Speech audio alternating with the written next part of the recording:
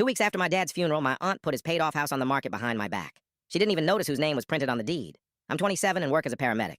My dad raised me alone after my mom left, and my Aunt Linda was the responsible sibling who handled paperwork when he got sick. She lived in a nicer part of town, wore designer clothes, and loved to remind everyone that she understood money. When Dad was diagnosed, she stepped in as his medical power of attorney and executor. She also started talking over me in every meeting. When Dad needed a new wheelchair, I put it on my credit card. When his insurance messed up his medications, I spent my days off on hold. Linda, meanwhile, complained about the gas it cost her to drive to the hospital. When Dad's savings dropped below $500, I picked up extra night shifts to cover his utilities. She called that just what kids do. Everything came to a head a week after the funeral when she invited me over to sign a few routine documents at her kitchen table. By then, she'd already helped herself to his watch, his TV, and the cash in the fireproof box under his bed. "You don't need all that sentimental junk," she said when I asked about the watch. She shrugged when I saw the empty box. "Funerals are expensive," she said. At the table, she slid a stack of papers toward me with colored tabs. "This is just to simplify the estate. You're young. You rent.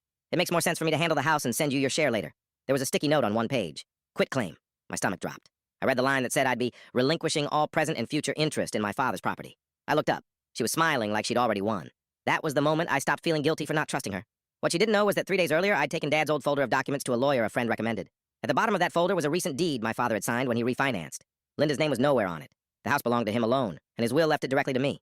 The lawyer explained something else. As executor, Linda had duties, not ownership. If she tried to misuse her position, the court would be very interested. So I did 3 things. First, I didn't sign a single page at her kitchen table. I told her I wanted time to read everything, and calmly took photos of every document. Second, I called Dad's lawyer and sent copies, along with a screenshot of the real estate listing Linda had already posted.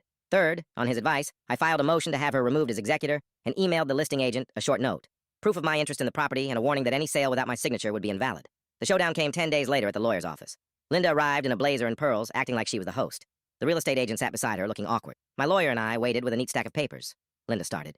"We're here so my niece can stop dragging her feet. Buyers are already interested." My lawyer slid the deed and the will across the table.